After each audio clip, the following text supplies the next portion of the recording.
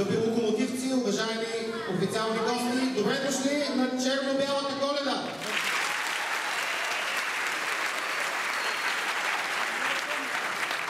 Едно тържество, което по традиция се организира от феновете на Локомотив Пловдив. Тази година това е 10-то юбилейно издание на черно-бялата Коледа.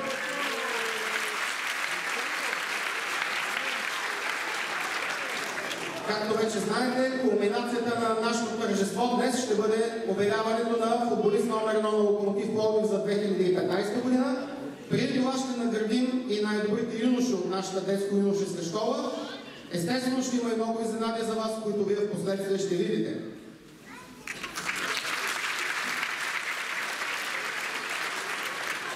Като за начало започваме с ретроспекция на предишните черно-бели Коледи. Както ви казах, тази е 10-та. Началото беше през 2006 година. Нека първо да видим един клип, специално подготвен за тази черно-бяла Коледа, а след това ще има и още информация като кратка историческа справка. Видео.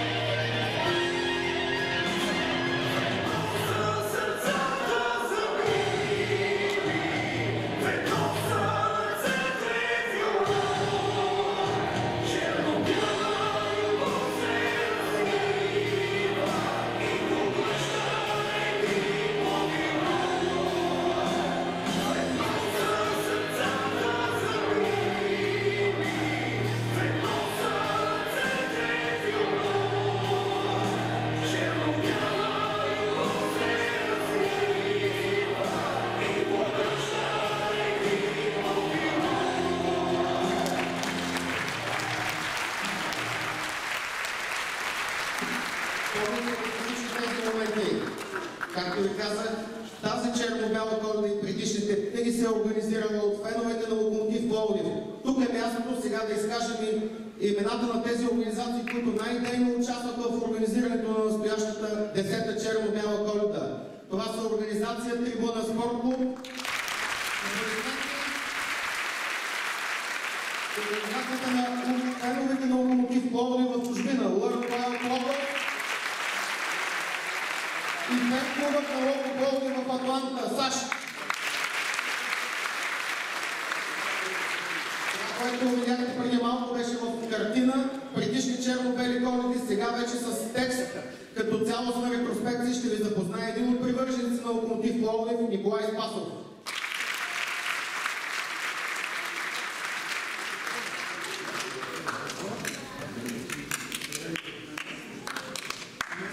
Честа да представя една кратка ретроспекция на черно-бялата Коледа.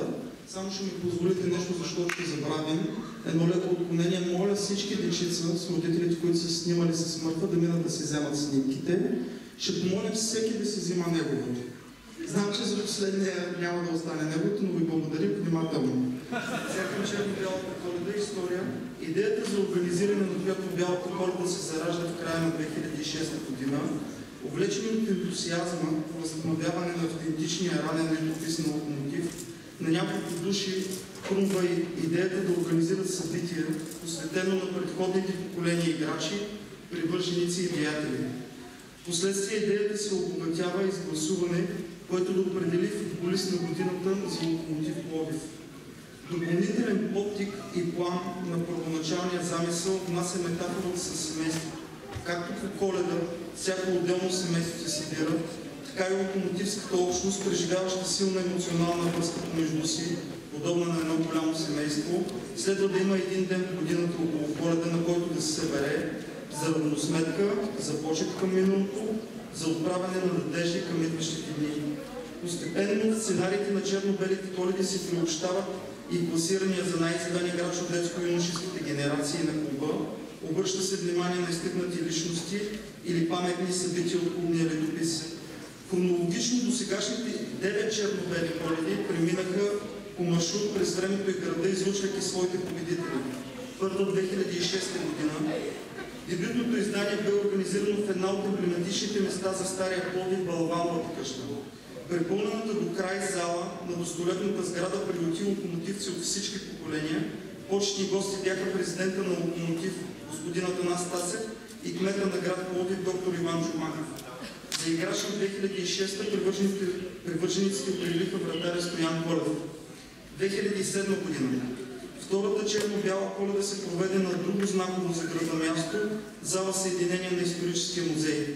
Тя беше уважена от човек, превърнал се в едни от най-ранните звезди на клубната история, Тодор Атлиев. Паметно остава още присъствието на клубния фотограф от началото на 40-те години Онник Дердерян. Гласуването за играч на 2007 година открои като победител Даксон да Силва, първи и за сега единствен чужденец, отличен по този начин от привържениците.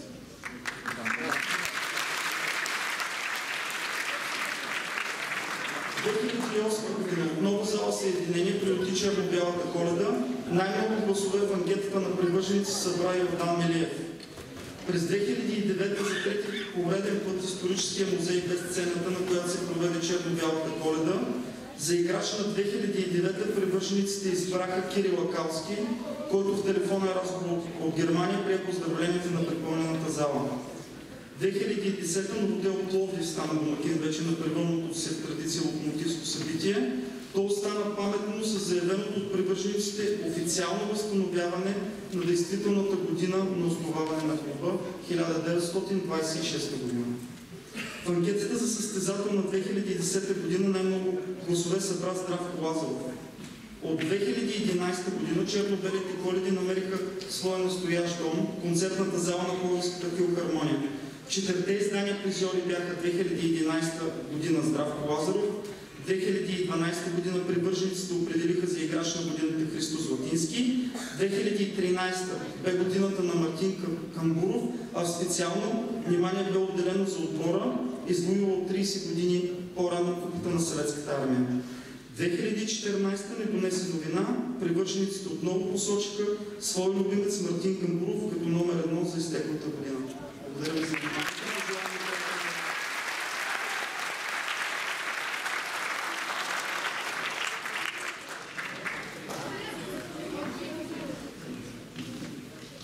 Още веднъж аплодисменти за Николай Спасов. Сега, дами и господа, ще отделим внимание на един голям локомотивец. Един човек, който е дал много за Локомотив Пловдив, за нашия клуб и си е заслужил с право званието легенда на Локомотив Пловдив. Сега ще ви пуснем едно видео, което бе направено с специалната подкрепа на World Out Locus и вие ще видите за какво става въпрос. Моля, видео.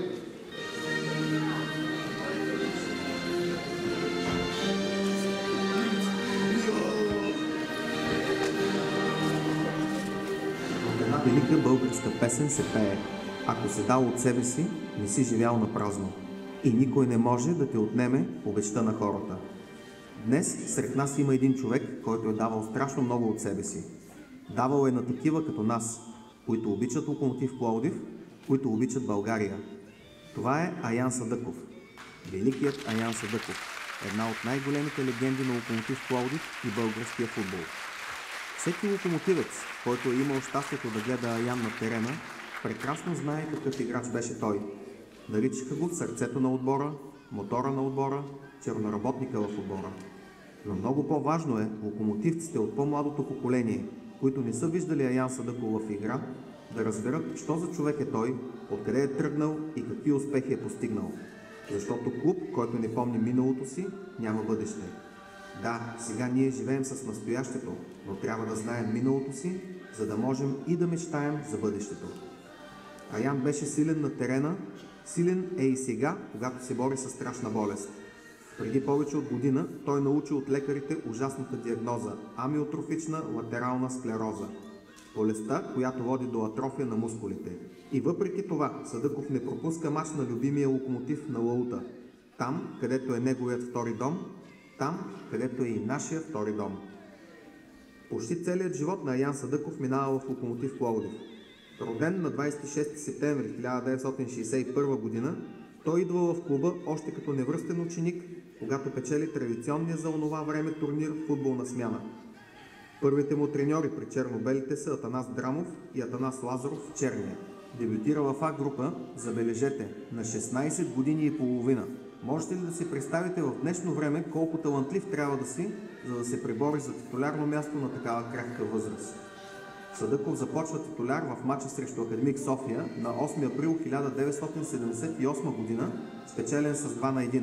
Тогава той не изкарва дори до края на първото полувреме. И не защото не се е представил на ниво, а защото след грубо влизане на противников защитник го изкарват с линейка от терена, а в последствие му правят 3 шева на кръка. Да, така започва футболната кариера на Аян Садъков в любимия ни Локомотив. За да дойдат обаче след това общо 349 официални мача и отбелязани 149 гола с черно-бялата фланелка във всички възможни турнири.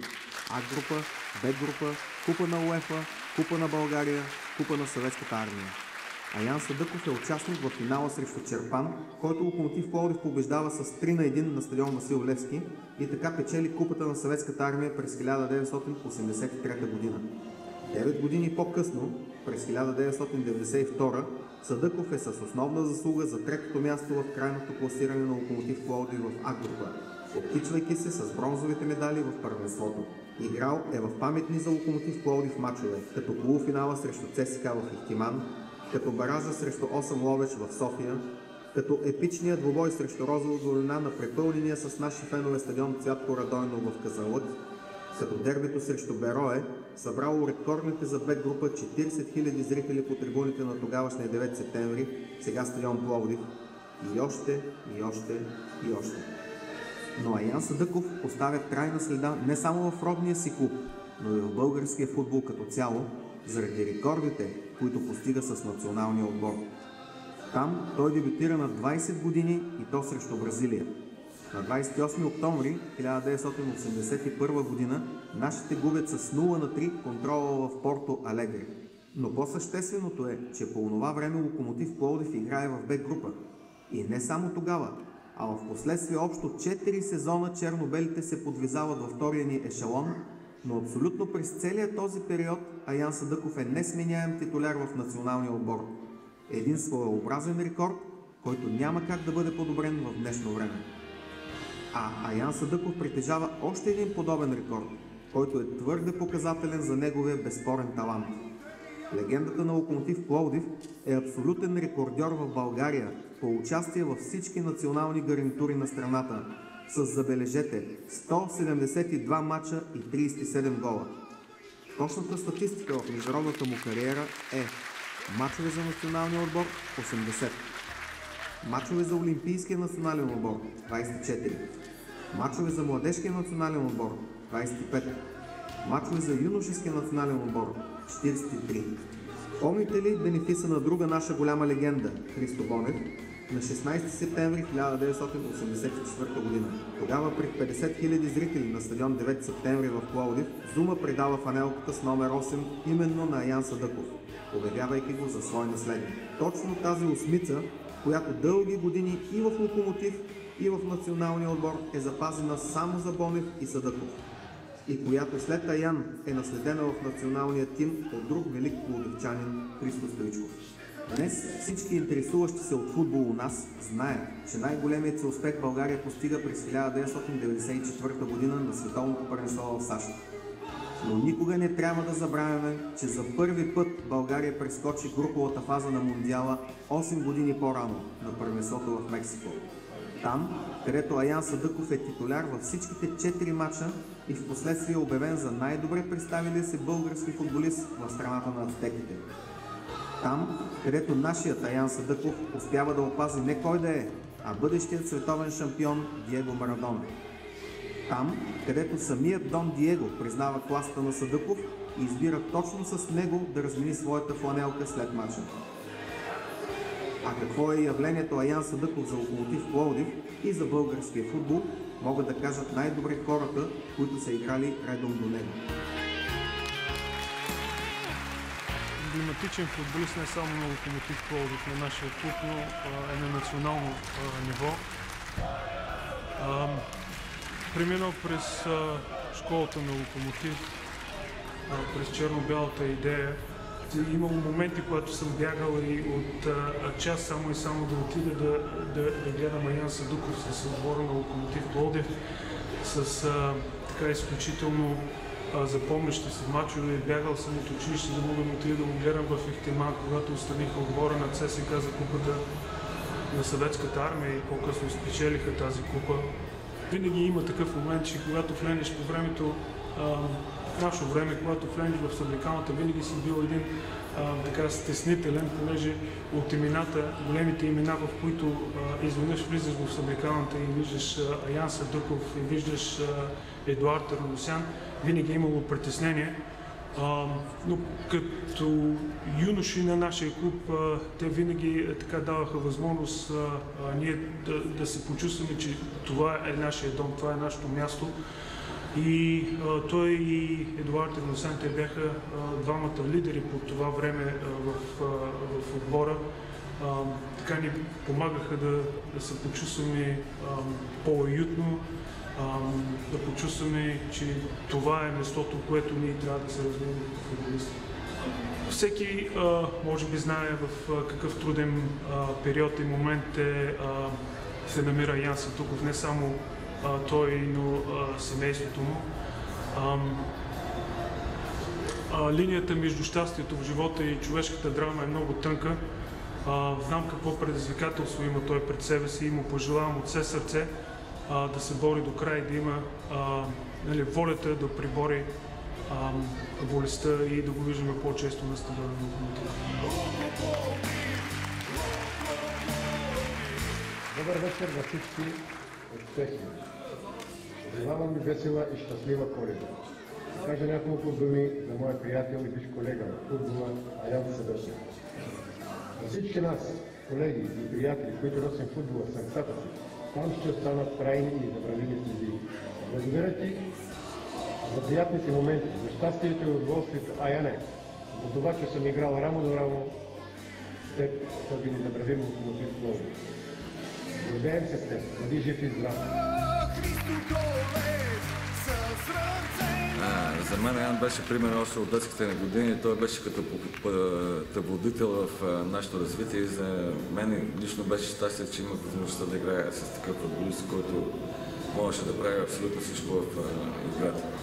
Искам да знам, че човек с много силна воля и здрав характер, искам да му пожелая това, което му предстои и вярвам, че той се справи с него по най-добрия начин. И да знае, че хората, които сме живяли и сме работили с него, сме играли и всеки ден сме били заедно, имат огромното уважение от всички нас. Каквото да каже да е Ян Сандъков, каквито хубави думи да каже, сигурно ще бъдат малко за това момче, тъй като той е един много добър футболист, много дал за Локомотив Пловдив.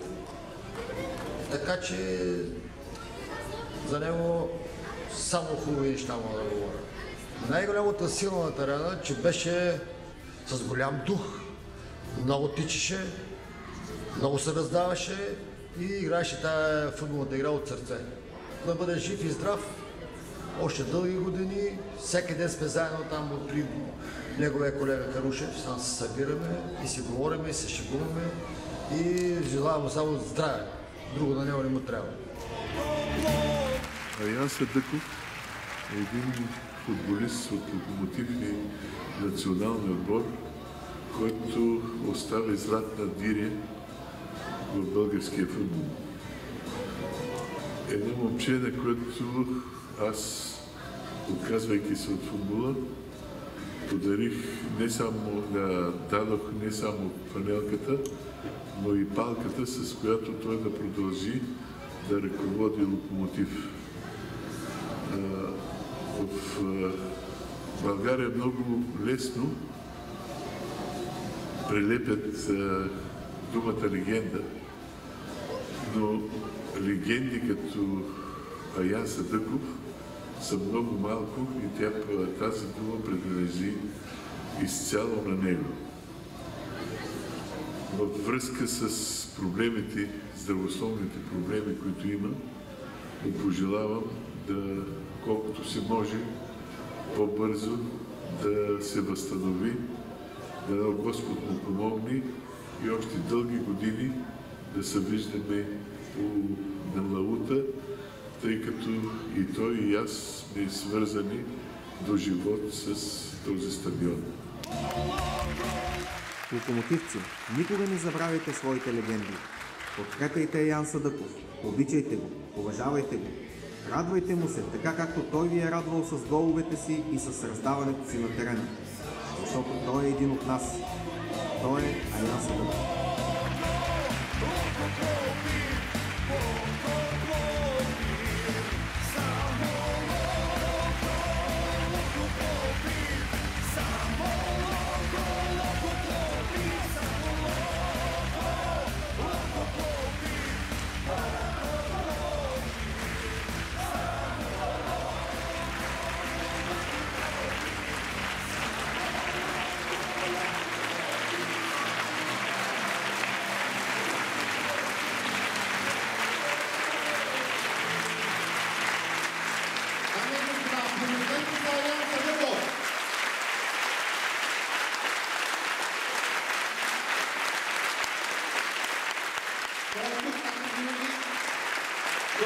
Защото един от нас, от името на наследниците на Локомотив Пловдив, Ян Сандъков ще получи специален подарък.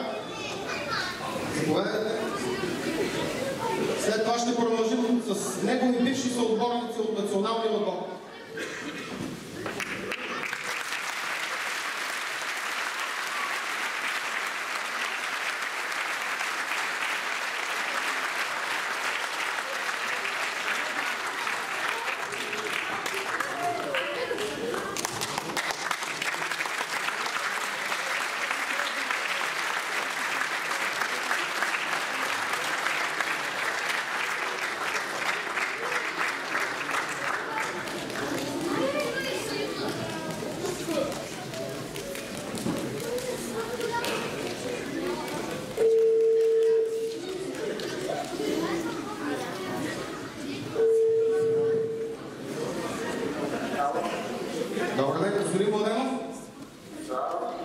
Здравейте, на черно-бялата Коледа сме на живо.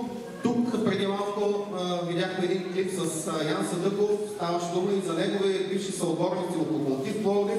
Но сега не търсим, тъй като вие сте негов съотборник от националния отбор. Първо здравейте, И кажете нещо за Ян Садъков, какви спомени имате с него като съотборници? Здравейте на всички. Това, което искам много да кажа така по отношение и уважение към вас, следовете на Локомотив Пловдив. Това, което правите е по-малко, по начина, който подкрепяте отбора, и отбора на Локомотив. И това, което правите и подкрепяте вашите любими футболисти, легенди, такива като Ян Садъков. За Ян, каквото и да кажа, хубаво ще бъде малко. Той е един от хората, които преценят и живота да пази ценностите, които днес време все повече и повече изчезват. Това е ценност и достоинство. Той тези две ценности ги притежава. За него мога да говоря много, времето няма да ви стигне, но първо нека да има него и да го подкрепя и да му даде възможност да преодолее това, което в момента събранието, което му има в момента, да му преодолее, да оздравее, защото той разголява и Господ ще му помогне да го преодолее по най-пътния начин. Здравей и искам да кажа няколко неща и по-точно спомени, които едната случка така малко да разделиме. Помниш ли си, когато бяха там в Калбана, там почти всеки месец бяха налагали по времето на нашия треньор Иван Кусов. Помниш ли какъв номер го направихме веднъж, когато влезнах в неговия апартамент и му изгодахме физиките и пателовите кремове. И много разневен и разочарован остана, след като откри това, което ние сме направили. Помням си един друг случай с Ян Садъков, който показва колко достоен и честен човек е, човек, който винаги е опитвал да помогне на най-близкия си човек. Няма да забравя преди скоро в Палесо в Мексико. Получих да кара в Испания, Канадските острови, на подготовка. И естествено, че аз като всички футболисти, които четиха на тренировките години, треньорите по принцип имат трудности да работят, когато се работи за издържливост, тия дълги идеи, които са правили тогава. Той си спомня.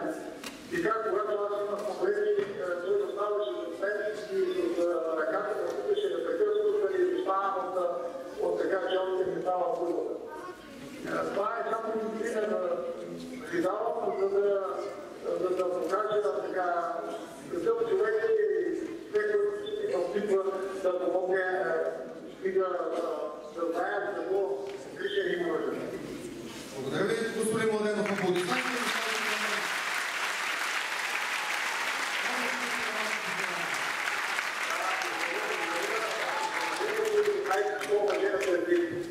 Благодаря ви още веднъж. Това беше Стойчо Младенов. Сега ще направим опит да се свържем с още един бивш футболист, бивш съотборник на Ян Садъков от националния отбор. Само една секунда, вашето търпение.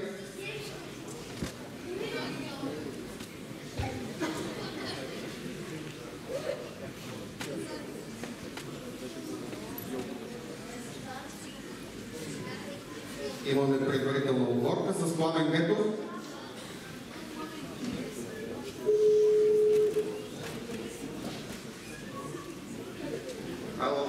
Добър ден, господин Пламен Гетов. Здравейте, наживо сме на черно-бялата Коледа пред около 600 привърженици на Локомотив Пловдив. Тук сред нас е Ян Садъков. Имаше един видеоклип за него, в който се говореше за какво е направил той за Локомотив. Говориха и бивши негови футболисти и легенди на Локомотив Пловдив. Сега аз ви търсим като бивш негов съотборник от националния отбор. Първо, добър ден на вас. Кажете какво си спомняте така случки с Ян Садъков. Какъв футболист беше вашето мнение за него? За Ян мога да си спомням само хубави работи. Той беше един от уникалните футболисти на България. И аз имах щастието да играя с него в националния отбор, да играем и на световно първенство. И си спомням само хубави неща за него. Беше един от, как да кажа, може би най-добрите футболисти на България за това време в нашето поколение. И на него му се даваха най-тежките задачи в националния отбор, да пази Платини, да пази Марадона. Просто беше удоволствие. Правеше ли се с тези задачи, Аян Садъков? Платини почти нищо ви направи и Франция 2-0. Да ме се улещи.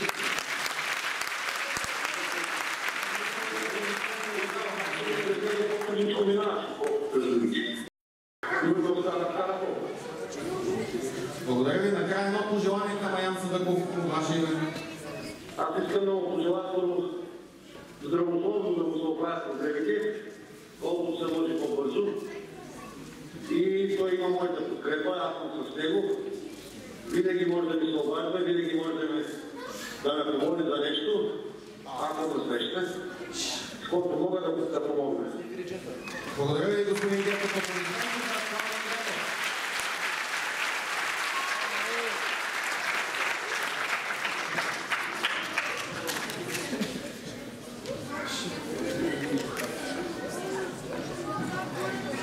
Още един бивш съотборник на Аян Садъков от националния отбор пожела да каже няколко думи за него. Нямаше как да се свържем по телефона с него. Това е Николай Илиев, бившият централен защитник.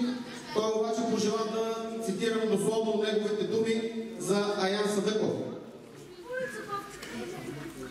Ето какво каза Николай Илиев пред феновете на Локомотив Пловдив специално за черно-бялата Коледа. Наистина беше чест да бъда в един отбор с Аян в националния тим. А и като съперници на терена беше голямо удоволствие за мен. Ние бяхме изключителни професионалисти, а той се раздаваше и винаги играеше с цялото си сърце. Спомням си даже последния матч, преди да замина за Болоня, играхме на Герена срещу Локото, той беше и капитан. Имаме само хубави спомени и прекрасни отношения и като колеги в националния, и като съперници на терена. За мен Аян Садъков е един от най-големите дефанзивни халфове в България. Направи много за Локомотив Пловдив, но също така и за националния отбор. Дано има повече футболисти със същото желание и амбиция да следват неговия пример. За мен е удоволствие и чест да го познавам. Аяне, не знам какво да ти пожелая, но така да стане, че Господ да погледне на нещата с по-благи очи и да ти дава сили. Ние сме с теб. Това беше пожелание.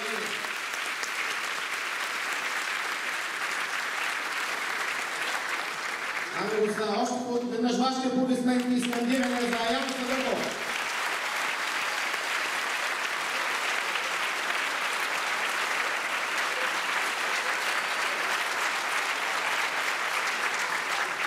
Продължаваме нашата черно-бяла Коледа. Днес сред нас тук е едно момиче, което отдавна е свързано с черно-бялата идея. Това е Ивона Илиева, племеничка на Георги Илиев, човекът, с когото се свързани най-големите успехи на Локомотив Пловдив. Заедно с нея е един от футболистите шампионите на сезон през 2004 година на Георги Петров. Нека да поканим тук на сцената работа.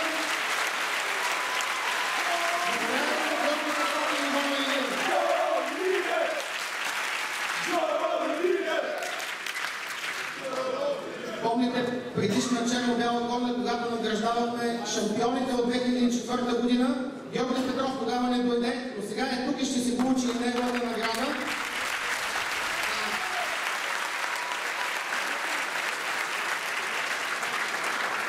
Ивона ще получи специален подарък от феновете на Локомотив Пловдив. Един малък къс история, къс от хореографията на черно-белите привърженици.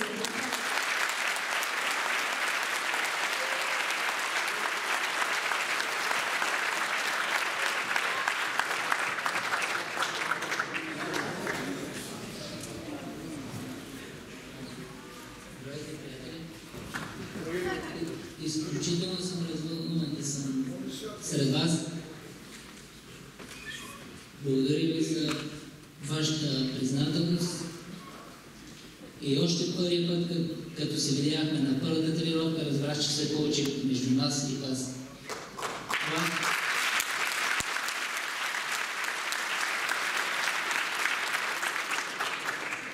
Това беше една приказка за нас, която, за съжаление, свърши. Надявам се новите момчета да издигнат Локомотив там, където беше. Там, където му е мястото, да побеждава всеки, да мачка и да няма никакви проблеми с него. Защото Пловдив е само...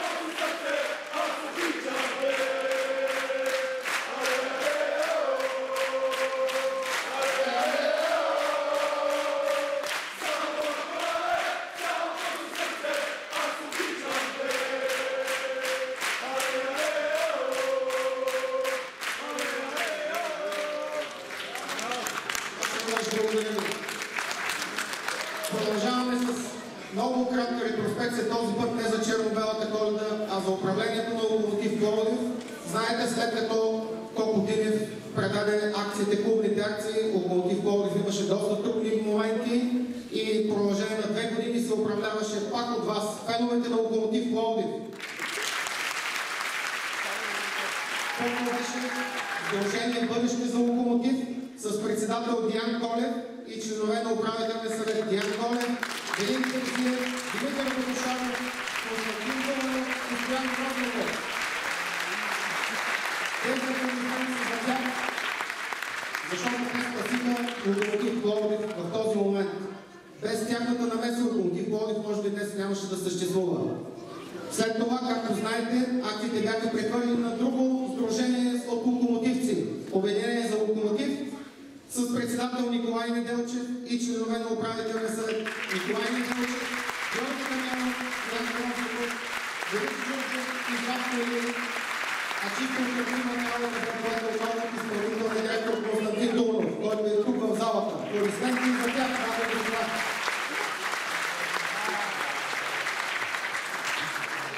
Преди около месец, може би вече всички знаете, клубните акции бяха прехвърлени на Христо Корчарски, който вече е новият собственик на Локомотив Пловдив.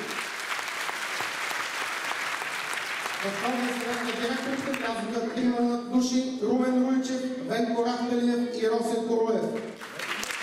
Тъй като те няма тук от името на някои име, от името на ръководството на клуба, нека няколко думи да каже Атанас Озунов. Заповядайте, господин Озунов.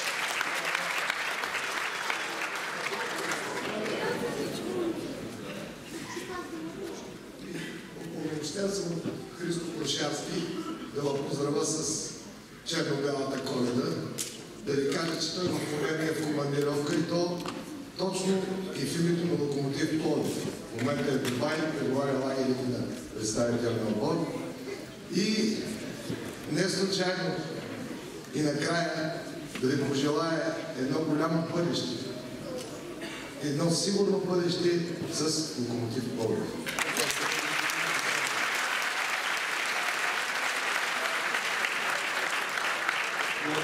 Господин Атанас Озунов. Продължаваме с още едно кратко награждаване. Организация Трибуна Спорт Клуб ще награди един човек, който има особени заслуги към Локомотив Пловдив. Това е собственикът на фирма Рефан Ангел Попов. Неговата награда ще връчи Борис Добрев от името на феновете на Локомотив Пловдив. Да заповядам.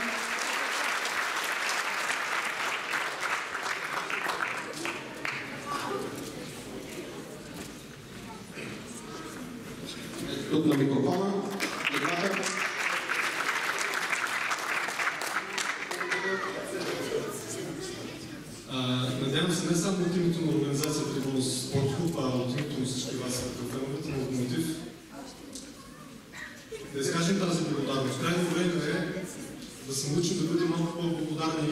цени усилията на хората, които се раздават и дават, които влагат неимоверна енергия. Ангел Попов е човек, който е свързан не само с футболния клуб, ангажиментите му излизат отвъд рамките и на футболния клуб, и на град Пловдив. Човек, който години наред подпомагаше каузи от всякакъв вид. И най-малкото и най-човешкото, което можем да кажем е да изкажем признателност и благодарност.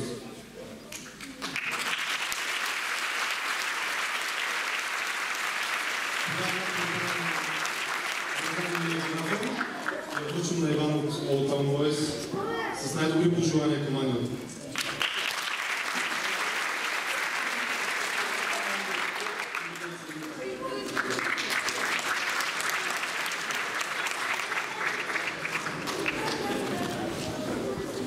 Още веднъж аплодисменти за Ангел Попов. Вече пристъпваме към награждаването на най-добрите юноши от детско-юношеската школа на Локомотив Пловдив. Преди това обаче, нека да ви кажа една информация.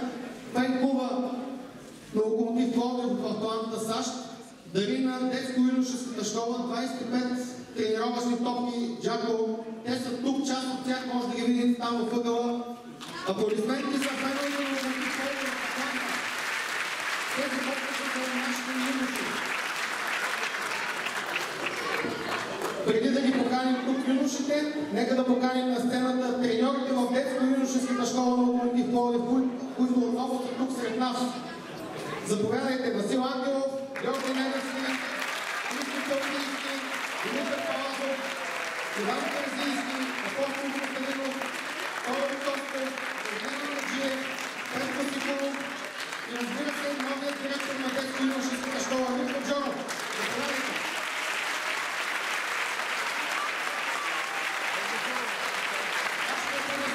Треньорите в нашата детско-юношеска школа.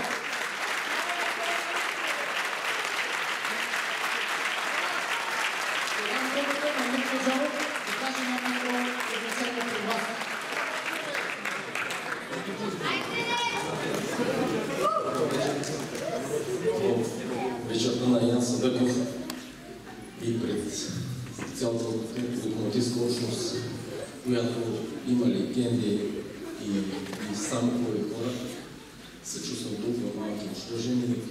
Единствено мога да бъда благодарен за това, че ми давате шанс да работя тук. Нямам друг начин да го спечеля този шанс, освен да дам най-доброто, което съм способен.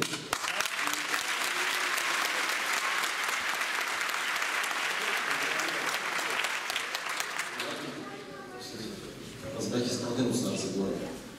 Приключих там.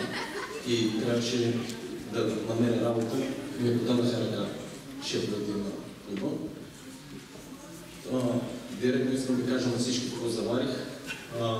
На всичките приказки и спекулации аз заварих една отлична организация, водена от един човек, който беше направил така, че всички отбори да пътуват, да са облечени, да бъдат в ред, обезпечени с хранителни добавки, с всичко необходимо да се играе футбол. Заварих един отличен колектив от треньори. Единствено, това, което мога аз да помина и бих опитал да направя, от този колектив да направим един работещ екип. Пак ви казвам, това е мечтата ми да спечела наистина това доверие, което ми се дава и трудно мога да кажа.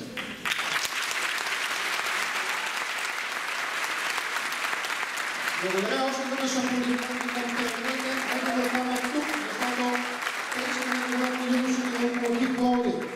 Пристъпваме към награждаването. Трябва да уточня, че това става винаги. Анкетата бе сред треньорите на Локомотив Пловдив от детско-юношеската школа. Всеки един от тях каза своя вод за кои са най-добрите, най-талантливите деца и така се сумираха точките и се стигна до победителите, които след малко ще видите. Номинирани с най-много точки по 5 представители от всяка възрастова група, така че започваме с деца. Нека да излязат тук на сцената 5-мата, които получиха най-много точки при номинациите. Даниел Функ, Ян Хамук, Даниел Чаушев, Павлин Томчев и Кристиан Петров. Заповядайте, момчета!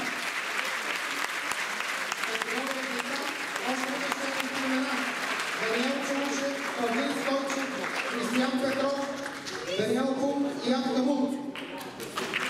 Вашите аплодисменти за тях.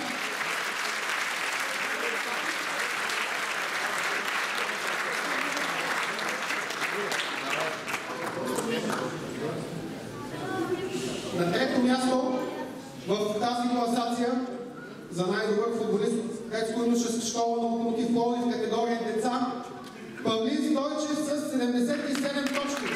Той е номер 2001.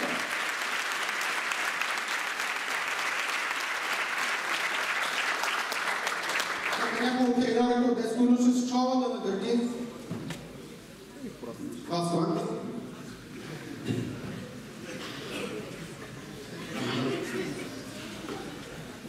Аплодисменти, Павлин Стойчев, номер 3, класацията за най-добър юноша. Павлин Стойчев е от набор от 2001.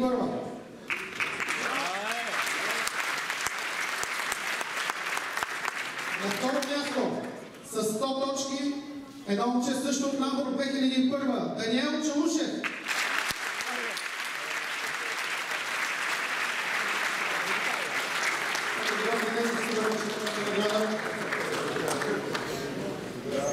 Аплодирайте! Даниел Чалушев.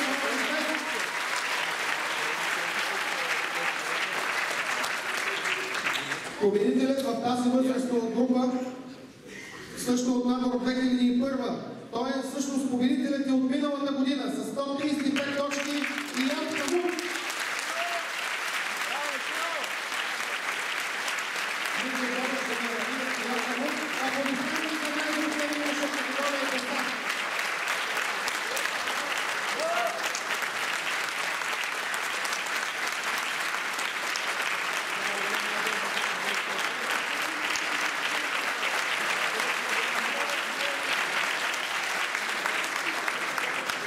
Награди ще има и за момчетата на четвърто и на пето място Християн Петров от набор 2002.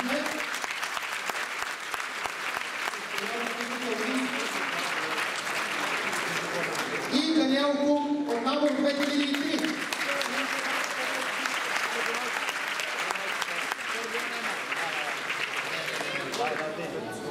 Още веднъж призовата петица. Първи Ян Камут 135 точки. Втори Даниел Чалушев 100 точки. Трети Павлин Стойчев 77 точки. И след това Християн Петров и Даниел Кун, които също получават награди. Ами да сега вашите аплодисменти.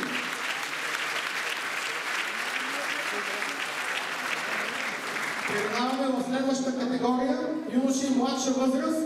Нека да извикаме на сцената петимата номинирани. Стефан Тинков, Никола Попов, Окан Орбай, Аркан Исук и Расим Сулейман. Заповядайте, момчета, да ви аплодирайте.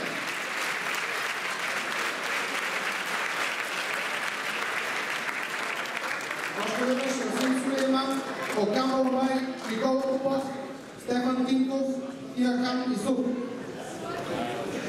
Подредете се там до по-малките.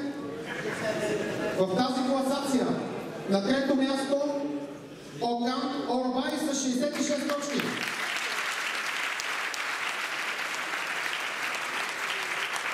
Тук по-малко ще го награди. Трети Окан Орбай 66 точки.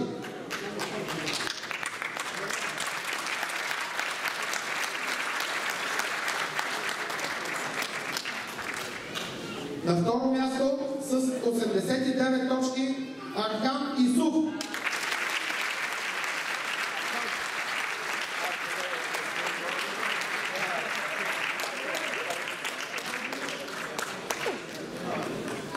Победител в категория младша възраст с 104 точки Расим Сулейман.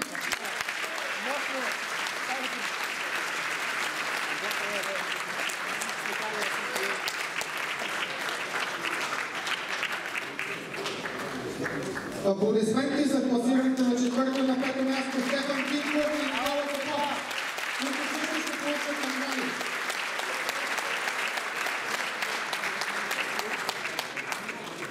Още веднъж крайното класиране в категория младша възраст. Първо място Расим Сулейман 104 точки, втори Аркан Исук 89,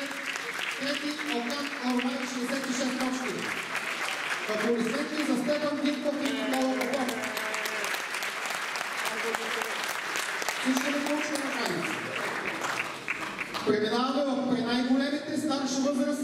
Те са набор 9-7 и 9-8. Да извикаме тук на сцената петимата с най-много точки при номинациите.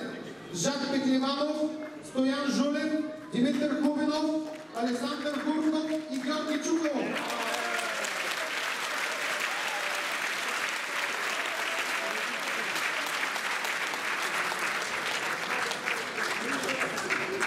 Още веднъж аплодисменти. Жак Пекливанов, Александър Гурков, Георги Чуков, Димитър Хубинов и Стоян Жулев.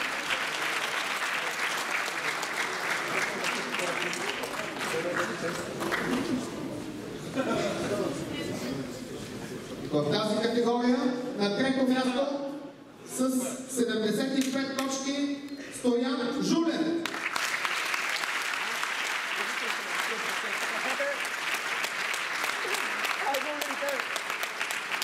Аплодисменти за Стоян Жулев и изпълнителски връчване на награда. На второ място, само с една точка повече, 76, Димитър Хубинов.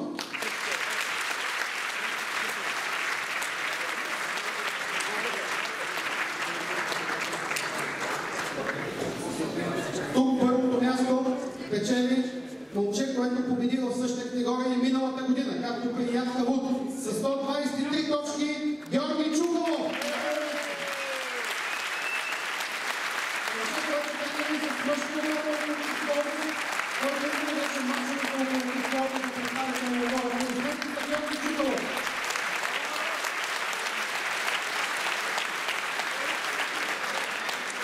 Награда естествено ще получат и класираните на четвърто и пето място Жак Пекливанов и Александър Гурков.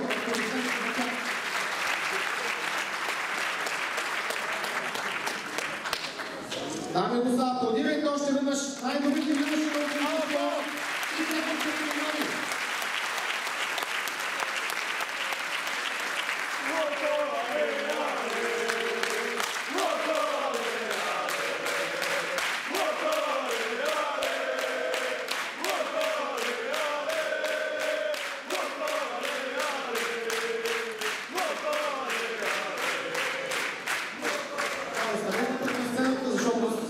По традиция, нашата черно-бяла Коледа ще завърши с награждаването и на най-добрите футболисти от представителния отбор на Локомотив Пловдив за 2015 година.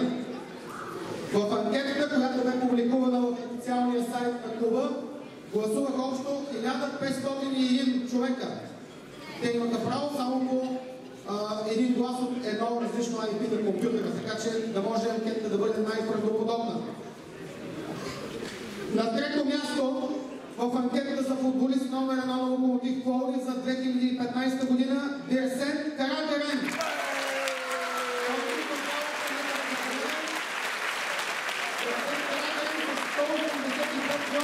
И 12% от гласовете.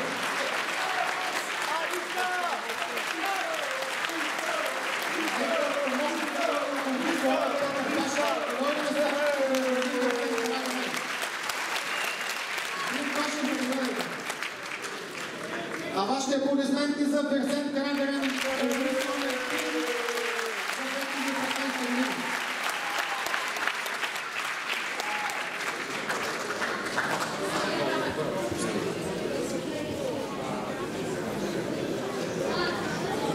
Нека близката да каже няколко думи, там микрофона работи.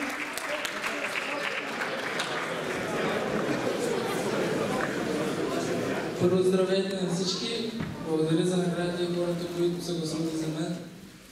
Много съм щастлив, че съм тук тази година отново. Дано и другата година да съм тук. Само Бог.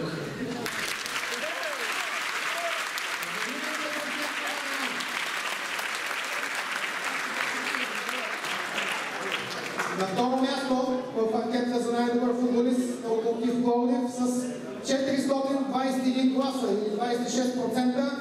Това е вратарят Ясин Елбарови.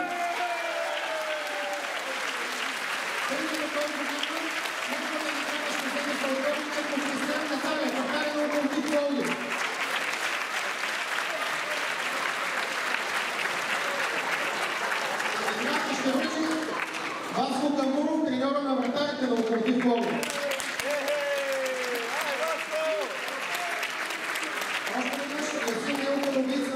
68% от гласувалите, 423 гласа.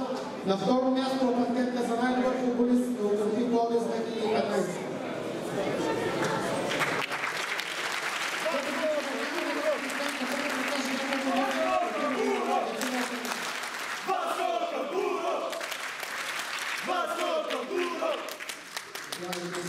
Здравейте на всички! Искам да благодаря от името на ЕСИН и да пожелавам много успехи и без необходима отбора през новата година.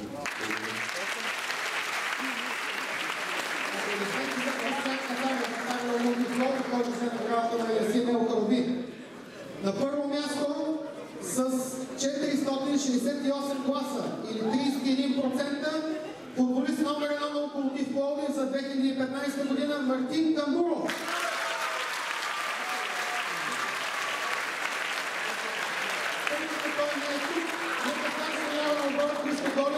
Вземе и получи неговата награда. Господин Колев, заповядайте. Мартин Камбуров е в дружбина и нямаше как да присъства на черно-бялата форма.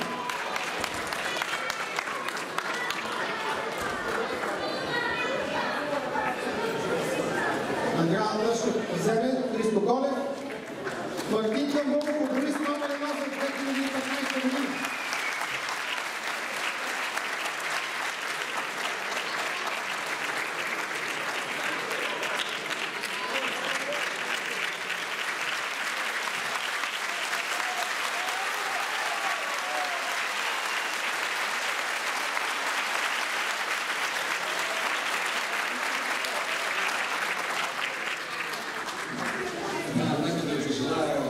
Празници, бъдете живи и здрави. Всичко тук при нас е много хубаво. Но ние като фенове, и вие като фенове и хора, които обичате и се свързват с този отбор, имате едно единствено изражение. Независимо от какви са резултати на отбора, вие трябва да имате присъствие на всеки официален начин.